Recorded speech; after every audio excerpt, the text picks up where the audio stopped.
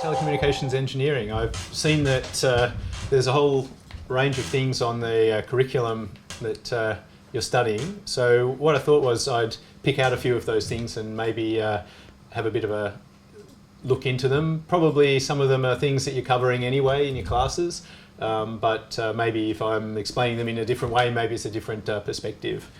This is something I think is always good to start with, and that's to have some kind of context around it. So many people, I think, you just live your daily lives and use the telephone and in fact use lots of wireless devices, not just the telephone, the computer, Wi-Fi, all sorts of other wireless devices without really thinking about it too much.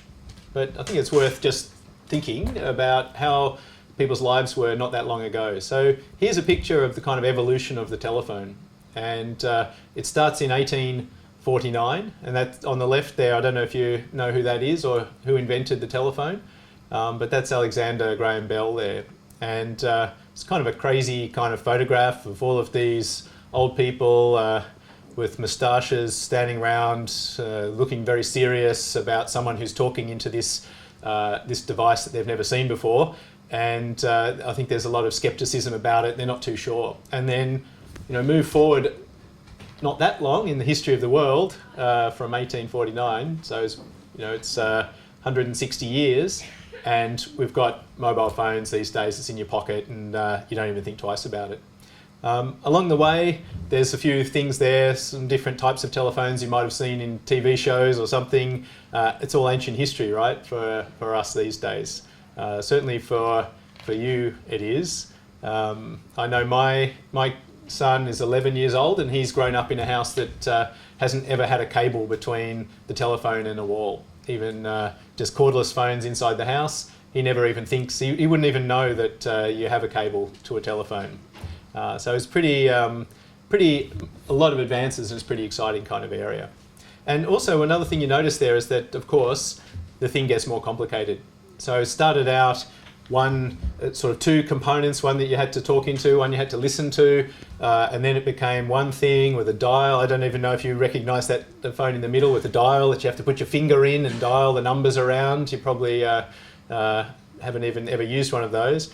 And then the thing on the right with a lot of functions is basically like a mini computer these days. You can redirect calls, you can put people on hold, you can do all those sorts of things. So the complexity of the device has really improved, not just the data rates. Of course, as well as fixed line telephones, also wireless phones have come a long way. So this is a photograph here of an AT&T researcher back in 1924. He's out there with his antenna. This is the antenna here, sticking out from a car. He's making some measurements, and I think as he drove around there, probably everyone thought he was a bit crazy. What's he doing out there?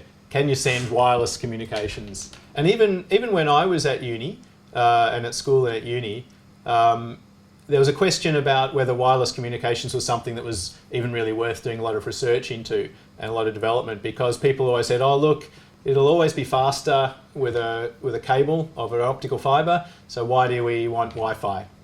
Which seems like a crazy question today, but anyway, that's in my lifetime. That's not that long ago. So there's a lot of developments and there's a lot still to come. Here's the person who was the first person to really commercialise the mobile phone in Motorola, company Motorola, and that's the size of the phone. They used to call it the brick.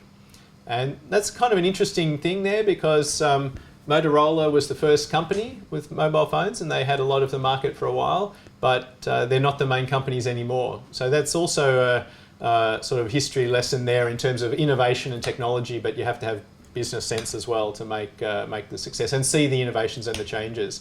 And of course, this is what we have today. It's hardly recognisable as a phone. It's really just a computing device that happens to have a phone attached to it. And I don't know if you think about these kind of things, but here's a picture of all the kinds of wireless services that we have today. And you use them, you don't even think about them. So there's wireless radar for aeroplanes, there's radar for the weather, there's things for updating the traffic signalings on the roads as we're driving around. That's obviously very low data rate, but the weather is a radar. You've got high data rate backhaul with those big antennas there. There's a Wi-Fi access point in the bottom right-hand corner. The fire brigade and police use wireless communications. There's Wi-Fi with laptops. There's even radio astronomy up there in the middle, looking out into space. So all of this is wireless communications, and it's more than just the telephone, and it's really, it underpins most of our daily lives. So this is just some things I grabbed off the curriculum, and I was just going to sort of touch through a few of these and just talk through some of these concepts. The question to me that fascinates me even still today, we're even working in the area, is how does it work?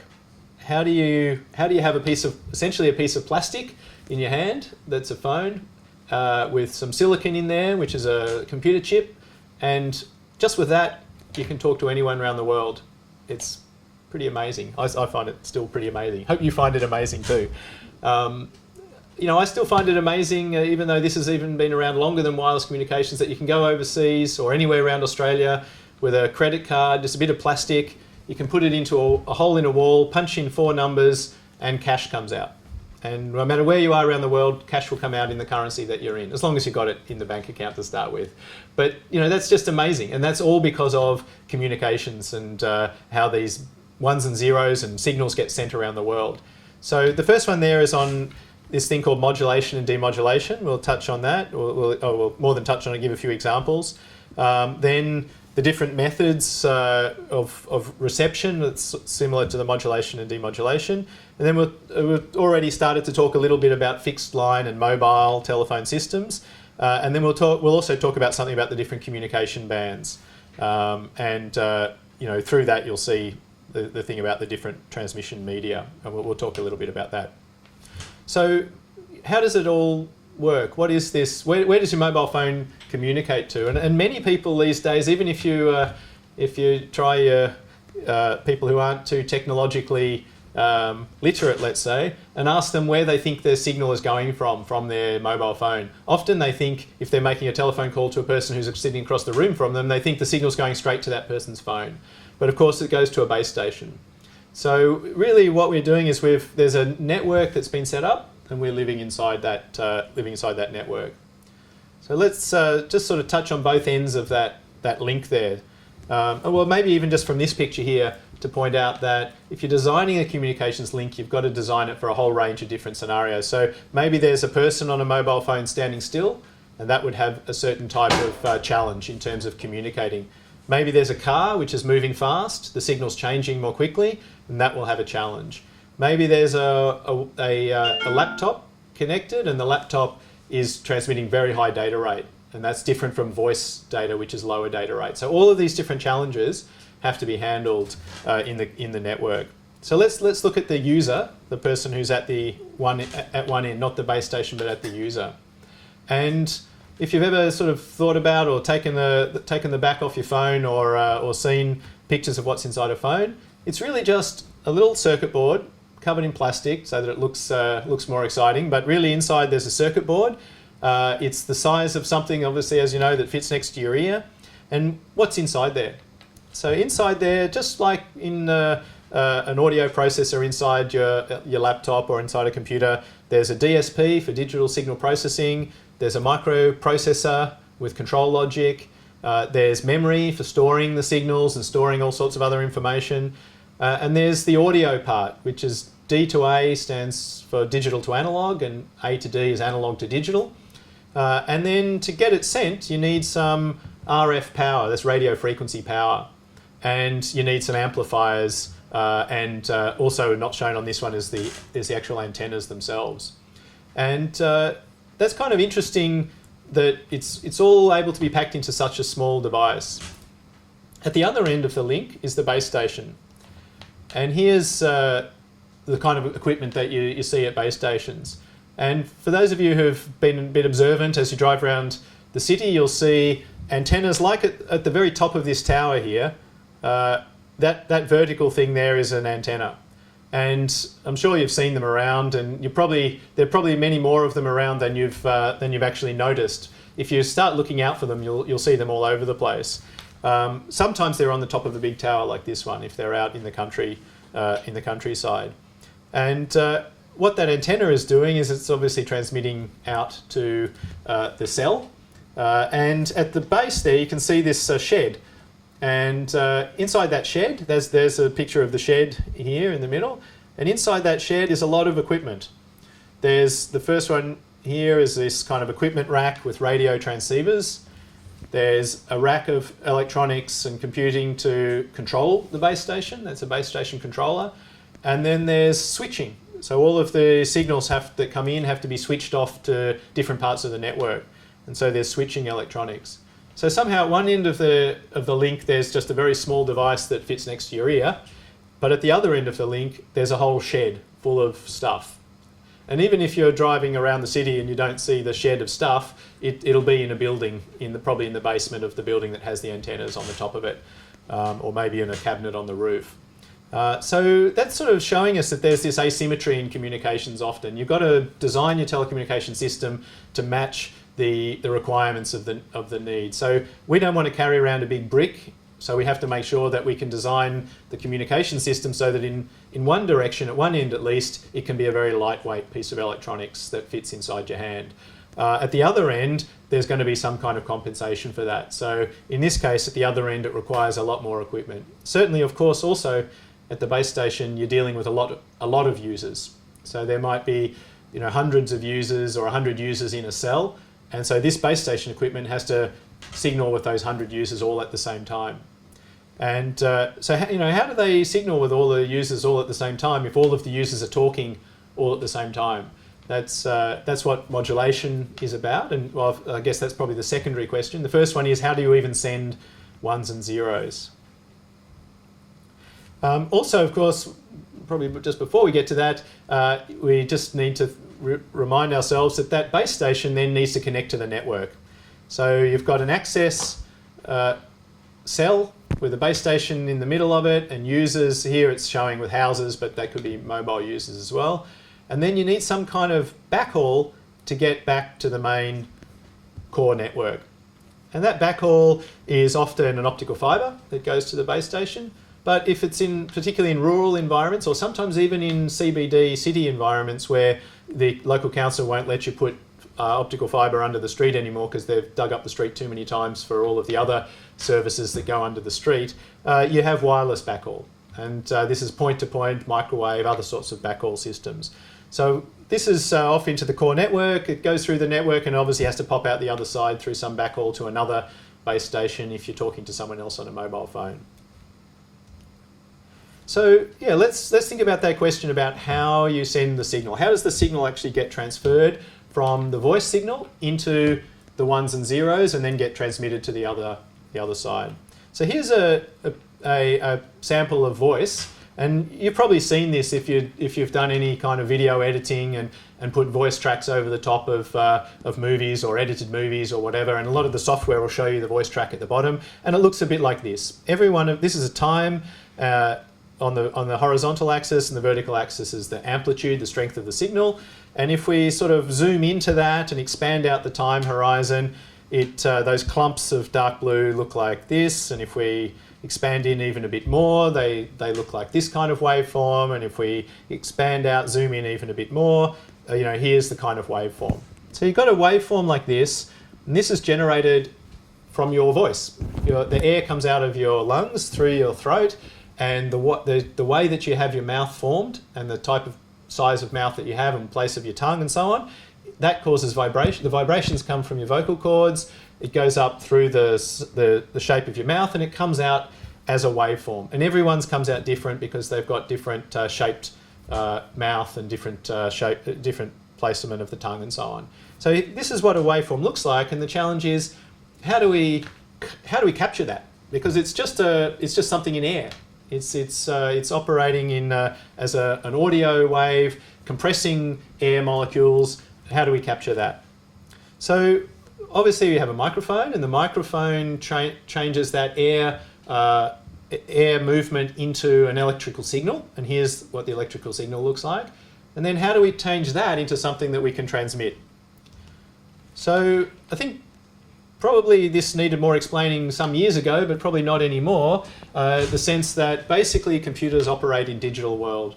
You can store a 1 or a 0. So the way that transistors are made, transistors have an on state or an off state, and all of memory is made up of transistors, just millions of transistors and transistor banks. So they're either storing a 1 or a 0. So we need to translate this analog signal that a human produces, that's a sinusoidal sort of waveform. We need to turn it into a series of 1s and 0s.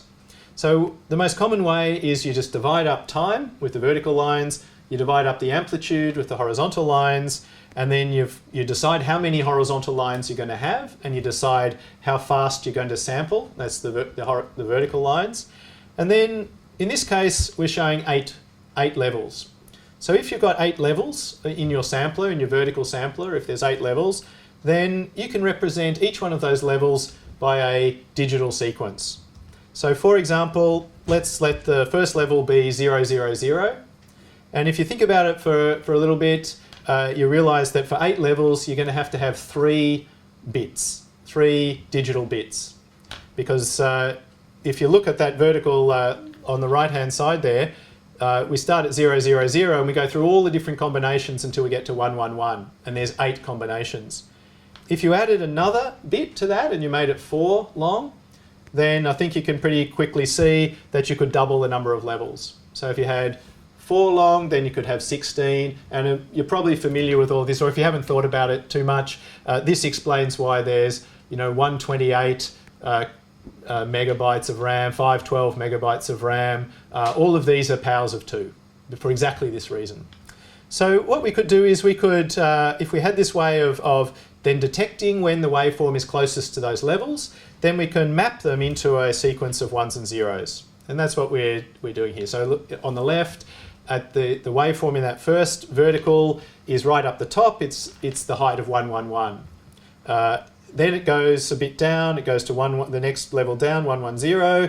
Then it skips a few levels because it starts getting faster, the change. It goes to 0, 1, 1, skips another level to 0, 0, 1, and then at the bottom it's at 0, 0, 0. And then this is how so we've changed the analog waveform into a digital waveform. And this is what happens in any modem. So this shows a V90 modem, it's an old picture. This is what... before ADSL came along, these were the kind of modems that worked over telephone lines. But it's the same concept as inside a mobile phone. So you've got your voice speaking, it's a digital to analog conversion, that's what we've, analog to digital conversion, sorry, that's what we've just done. And then you're in 1s and 0s, and it gets sent, here it says over the PSTN, which is the public switch telephone network. And then at the other end, those 1s and 0s get either stored somewhere if you're doing recording. So it's the same for recording music, recording CDs, DVDs. You can record the 1s and 0s and just store them on an optical device or a memory on a computer or on a USB stick or something if you're doing recording, or you reconvert it back to the analog to play it to someone if it's a telephone call. So how do we take those 1s and 0s and actually transmit them? Rather than just store it on the computer, how do they actually get transmitted over that public switch telephone network or over the air if it's a mobile phone? So let's take the example over the air, then we've got an antenna, and an antenna needs to send a signal. How does it send a signal? Well, I don't know if you've ever thought about this, but it needs to oscillate in the radio spectrum. I'm sure you've all heard about the spectrum and that different phones work at different frequency bands, and obviously different radio stations work at different frequency bands. You pick your favourite radio station and it's got a code. That code is either in kilohertz or megahertz, and that's the frequency band of that radio station, or frequency band of a television station. So here's a picture showing that there's a whole spectrum there, and this is why it's called spectrum, because the waves start off at the low frequencies in radio waves. They're slowly changing waves. These are electromagnetic waves, they're slowly changing. As they get higher in the frequency, up in the middle here, they actually become high enough that they're in the visible spectrum, and we can see these waves with our eyes. So the ones that are in this range here, we can see them with our eyes, and that's the different colours that we see. But as they keep going up in frequency, that means the waveform gets the frequency goes up, the wavelength gets smaller, we get to X-rays and gamma rays. All of these things are just on the one spectrum, and they have a different wavelength. And they're just oscillating waveforms going up and down, produced by electromagnetic radiation devices, which are antennas. So the antenna can cause something in the electromagnetic space to oscillate. What we've got here now is just a division of that into a table showing all of these different frequency bands. So what we've done, engineers have done, is they've come along and they've said, okay, let's divide up this whole spectrum into different sections, and we'll allow different types of services to use different parts of the spectrum. So on the right-hand side, you can see there in the VLF, in the very low frequencies, which are the long wavelengths, you can have long-range radio navigation. As we go up higher, you can see AM radio there is in the medium frequency range. That's 300 kilohertz to 3 megahertz.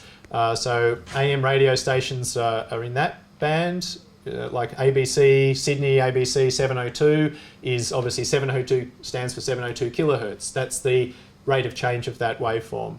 As you go up, you get FM radio, television in the UHF, and satellite communications, and of course not just UHF but cell phones as well in that ultra high frequency between 300 megahertz and 3 gigahertz.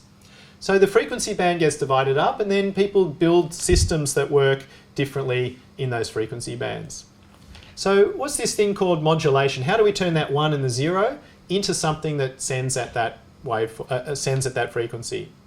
So here I've just shown some pictures of some waveforms. So the one in the top left is a sinusoid. It's at a certain frequency. There's different forms of sinusoids. So the one on the right, the top right, is the same one but with a lower amplitude. The one on the bottom left is a sinusoid at a higher frequency, so it oscillates more quickly. The one on the bottom right is the original sinusoid but shifted a bit to the left. So it's had a phase, what we call a phase shift. And what we can see from here is this could carry information. So if we were able to transmit at a certain frequency, let's say the top one, then if we sent it at that amplitude, the one on the left, we could use that to represent a 0, a digital 0.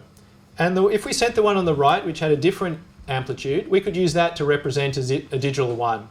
So if we had a system that could generate waveforms at this frequency and use that part of the spectrum, then we could send our 0s and 1s by changing the amplitude of that waveform. Another thing we could do, instead of changing the amplitude, is we could use the low frequency one in the top left to represent a 0, and if we used a different frequency, like the higher frequency at the bottom left, we could use that to represent a 1. So to send our 0s and 1s, we could change, in that case, between a low frequency and a high frequency. Whenever it's sending low frequency, that means we're sending a 0. When we're sending high frequencies, we're sending a 1. And it's all in those frequency bands. So here's just some pictures of that for a sort of a data sequence. So once we've got our data sequence from sampling, we can send it like this. And this is an example of amplitude modulation, the one where you change the amplitude to represent the data. So in the time slots where there's a low amplitude being sent, it represents a 0. So at the receiver end, all the receiver needs to do is to lock onto that frequency band and measure the amplitude. When the amplitude is low, you store it can decode a 0 and store the 0, or turn the 0 back into an analog signal so that someone can hear it at the other end of the telephone. And when it's high, it records a 1. So this is the way that digital information, 0s and 1s, gets sent at a certain frequency in that spectrum. So that's one way, is amplitude. Also, as I mentioned, another way is with frequency. So here's an example with frequency. So we're using a low frequency for the 0 and a higher frequency for the 1. So this is called modulation. And this is taking that 1s and 0s in the digital in the computer and turning them into something that actually can be transmitted through the air with an antenna at that frequency. And so 0s and 1s can be sent with frequency modulation as well as with amplitude modulation. There's another one from that original picture I showed, was phase modulation, where the waveform is just shifted to the left a little bit. So here's a situation, all of the waveform is at the same frequency and at the same amplitude, but you can represent 0s and 1s by the phase of the signal. So for example here, the 0, when you start the time slot, the waveform is going down. So you can see that at the start of this time slot here, it's going down. At the start of the next time slot, it's going down. That's because 2 zeros were sent in a row. And the next time there's a 0 sent, it starts going down at the start of the time slot there, start of time slot 5. And if you want to represent a 1, you send the other phase. So that's where the sine wave starts going up. So that's the one there. It also starts going up there at the start of 4. And at the start of time slot 6, it starts going up as well. And this is called phase modulation. So we've got amplitude modulation, frequency modulation, and phase modulation. And these are 3 different ways of transmitting signals through the air at a particular frequency, in a particular frequency band. And this is what happens in your mobile phones. Of course, we need to also think to taking one more step of advancement. When we're transmitting in one direction, we also need to think about transmitting in the other direction. And we don't want those signals to mix up with each other and interfere with each other. So this picture here, the horizontal axis is the frequency band, and it shows that in the uplink, you use a different frequency band than the downlink. So this is uplink is from the mobile to the base station, and the downlink is from the base station back down to the mobile. And what it's showing here is within the uplink, we've got 2 different frequencies, because that's using frequency shift keying, where it sends one frequency for a 0 and the other frequency for a 1. And that would be there in the downlink, let's say. It depends on how you design it, which one's the downlink, which one's the uplink. And this other one here is the same in the other direction. So the frequency band is absolutely crucial to make sure that you don't interfere in the 2 directions. It's also really important to have different frequencies for different users. So one user using a mobile phone sitting next to somebody else would have different frequency bands that they're transmitting in, all within the same part of the spectrum. And you can see it pretty quickly gets complicated to make sure that you're allocating frequencies for users. Maybe someone hangs up a phone, someone else picks up a phone. You want to reuse the frequency that the previous phone call used, and you've got to manage all of that frequency and that spectrum usage. It becomes pretty complicated pretty quickly. Another thing you can do is you can be even more clever, and you can send more than 1 bit at a time. So here's an example of how to do that. Instead of just having, in the case of amplitude shift keying, instead of just having one amplitude for a 0 and another amplitude for a 1, you can have 4 different levels.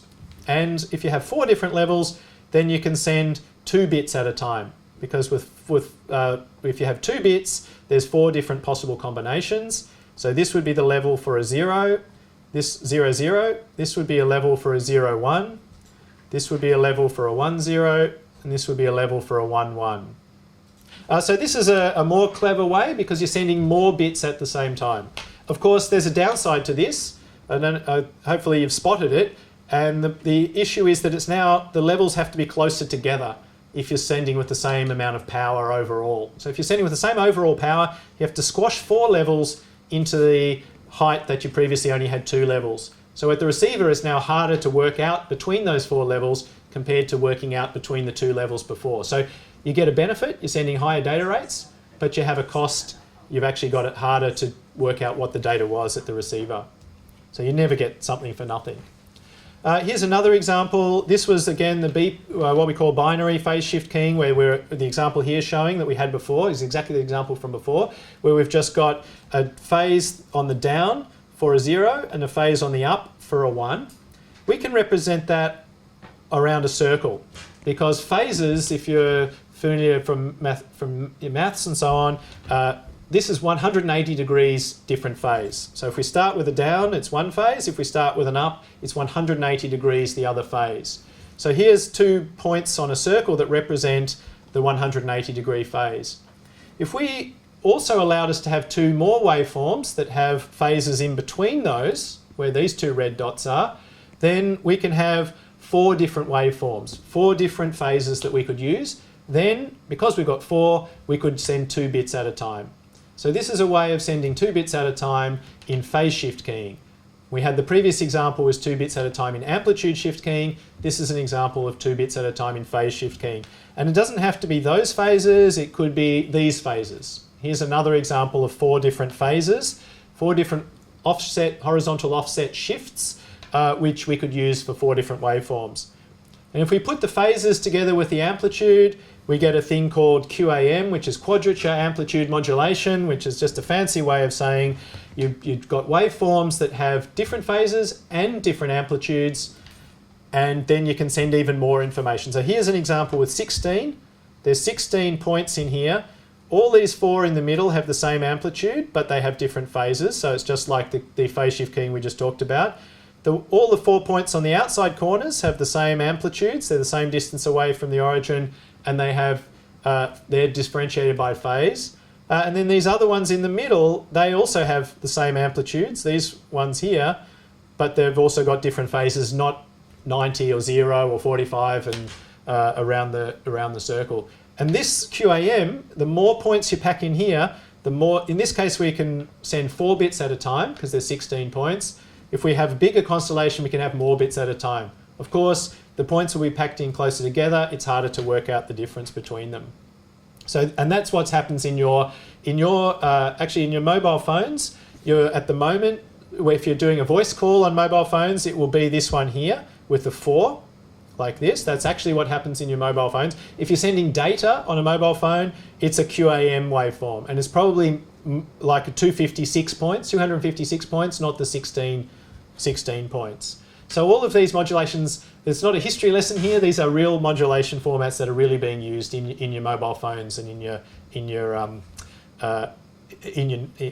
modems. Well, here's an example for ADSL. So many people have ADSL in their homes. What happens in ADSL? Well, exactly what we've just talked about with the QAM and the amplitude modulation and phase modulation. It's just that it all happens many, many times in parallel. So this is frequency. This is the frequency band along here. This is the low frequency part. This POTS stands for, it's a funny acronym, it stands for plain old telephone system. That's the telephone that we've had for many years in the 0 to 4 kilohertz. And what happens now is we've found a way to have a parallel modulations of QAM, just like we talked about before, at all those different frequencies that are shown with all the different peaks there. So if you can have parallel versions, if each one of these has 16 QAM in it, for example, you're sending 4 bits in this channel, 4 bits in this channel, 4 bits in this, 4 bits in this, you can see that you're sending a lot more data all at the same time. And that's what happens in ADSL. In the cellular case, we're just sort of making it more and more general as we expand out. So we've had point-to-point communications on a narrow band. Then we talk about putting lots of them next to each other to make broadband, and that's ADSL. And then what about in wireless? You do all of the same things, but you also have physical geography and space in wireless. So here's a picture of kind of a simplified version of a cell structure. And in this case here, what we want to do is we want to reuse all those frequencies. So we've got our broadband signal across a wide frequency spectrum, all in parallel next to each other, that ADSL signal. And then what we want to do as well, for that bit of the spectrum, in wireless case, if we're using it in one cell, then we want to reuse it in another cell. As long as that other cell is far enough away that we don't interfere, so that the signals have died down before that cell that's a long way away. And here's 2 different versions of cell reuse factor.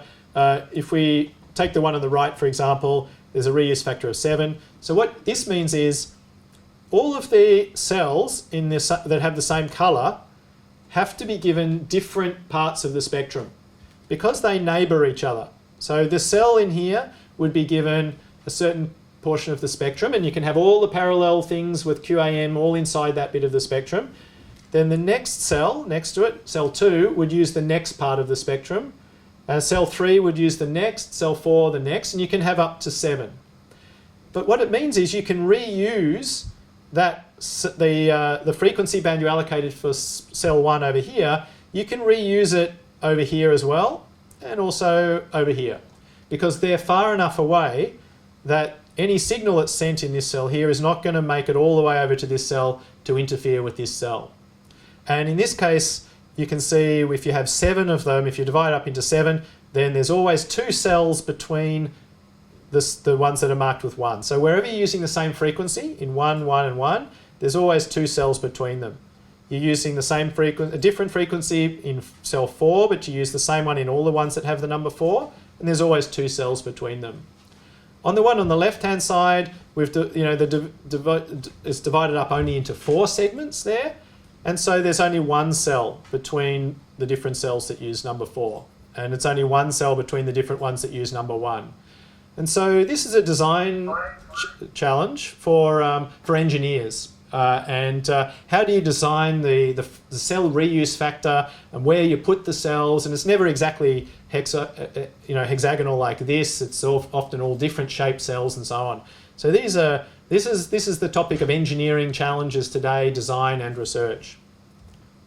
Another thing that can happen is beamforming. So not only do you have the cells that are those, even if they are not hexagonal, they're sort of circular in some sense. The new technology is to have multiple antennas at base stations that can form beams. And here's just one example of a very, very complicated beam where different energy is being sent out in different directions. And you can make sure that the energy going towards one user is different from the energy in a different direction going towards another user. And that's another advantage, another new latest technology.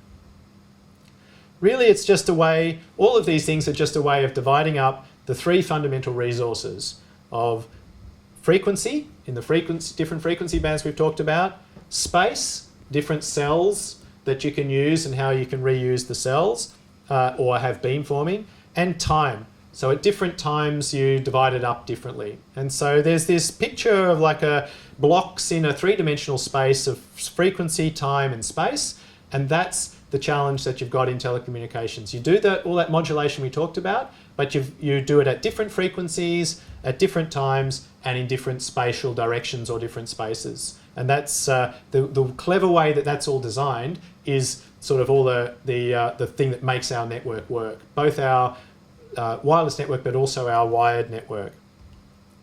So just quickly touch on some things that mean that, why isn't even though that sounds complicated, there's still other things in there that we've got to deal with. And one of them is noise. So the signal might go into the transmission meeting looking like a nice square on-off waveform, or changing from one of those amplitudes to another one nice and squarely with a nice transition. But in reality, there's going to be noise in the system. The amplifiers that amplify the signal and get it up to that level, they are physical things that heat up, and the electrons bounce around in uncontrollable ways in some part of it, and that distorts the signal. Also, there's other things in the signal that make it non-linear things and other even linear things that distort the signal. So it might go in looking nice and square, but it comes out looking rounded. And then the challenge is, if you're receiving this thing and you're expecting it to be like this on the left-hand side, but you receive it like on the right, how do you do a decoding to work out which one of those different signals it was? And of course, it matters in different types of noise. Here's an example of noise which is very peaky. So the noise is sort of low for a bit, but then it has these spikes, and that's what the waveform looks like. That's one example. Here's another example where the noise is more continuous. And you can see clearly these two pictures show you that one of the important factors here is the signal to noise ratio. So if the signal is very strong, like the top example, compared to the noise, then if you receive that blue signal on the right, you could still be pretty sure you could detect it. But if your signal is low and the noise is higher, then you're going to get the one on the blue at the bottom, and it's going to be very hard to work out what the original signal was. So the signal to noise ratio is also another factor that's very important in communication systems. Also in wireless systems, there's other things to think about as well. We just briefly touch on them here. The picture here is showing, obviously, as the signal radiates out, the energy gets more and more diffuse. So closer to the transmitter, all of the energy is in a small circle. So if your receiver is close in, then you're getting a bigger segment of that circle coming in your direction. If you're a long way away, you're only seeing a small part of the overall circle. So the energy that reaches you as you go out in a wireless gets less as you go out, and that goes less as a circle. So that's not a linear thing, that's actually a quadratic thing. So it goes out 1 on r squared, 1 on r cubed, it depends on the environment that you're in. Also, of course, it's going to bounce off buildings and all sorts of other things are going to absorb the signal. So in wireless, you have that problem about the distance, the signal gets less over distance. It also has this problem of reflection. So this one here shows that one signal might come straight to you, like this one, but another signal might bounce off the ground and come into your phone as well, or bounce off a building nearby. That will be delayed from the original signal, and it will interfere with your own signal. So your own signal interferes with itself. And this is called multipath. And you have to either find ways to suppress the multipath so it doesn't interfere, or find ways to actually receive both of those signals at the same time and then add them up later. And that's what happens in Wi-Fi modems and 3G, 4G modems. Also, of course, the channel varies with time. As you move around, all of these different reflections, they are interfering with you. They sometimes interfere in really bad ways to cancel each other out. Sometimes they interfere in positive ways that add up. And so the signal is always going up and down in time. So when you're trying to do amplitude modulation and you're saying, well, this signal represents a 1 and this amplitude represents a 0 of that waveform, well, if that waveform is actually going up and down itself, the amplitudes, it's hard to know which one was a 0 and which one was a 1. So that's a challenge. Just the very last bit, I'll just skip through very quickly here, just to give you an idea of different systems and how they fit together. Here's an example of mobility versus data rate. You're familiar with many of these terms in here. I don't know if you've thought about them in this way before. Bluetooth, for example, in the bottom left, it's reasonably high data rates. So it's long, it's thin but long on the bottom, but it's not very high because you can't move very fast with Bluetooth. Wi-Fi is sitting in there about 10 megabits, 20, 30 megabits per second, but it's also down the bottom because it's not very mobile. WiMAX was, I don't know if you've heard about that, but that's a competitor to 3G. It has higher data rates even than 3G, so 3G's in there, but both WiMAX and 3G go high because they allow, on the graph, because they allow you to be quite mobile. And of course 4G is kind of sitting out around it all, and then the challenge is to have 5G, which comes even bigger around the whole thing. One thing just to think about in a general context here is, which is not really probably on the syllabus, but something interesting to think about, and you may be aware of this. It's kind of like these graphs are showing that the data rate is continuing for the network to grow exponentially. Doesn't seem like anyone's stopping downloading YouTube videos or online gaming or anything like that anytime soon, and the more people who come onto the network, the more data there's going to be. The challenge is people don't want to pay more for it, as you know.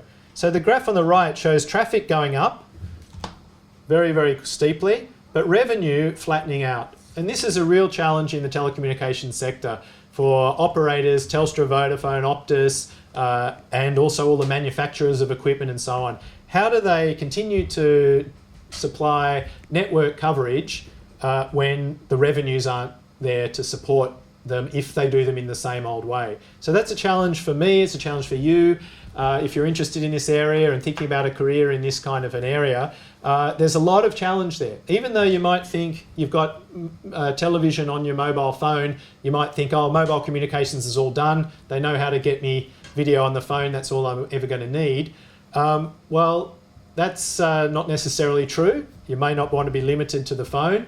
You may want to have full 3D immersive devices, so the data rates are going to be higher. And also, everyone else is going to want it. It's not enough just to have 1 or 2 people in the city or on a bus using it. Everyone's going to want to use it. So that's a challenge for all of us. How do we design those kind of networks? And that's like an exciting challenge. And jobs, lots of jobs in that area and lots of interest.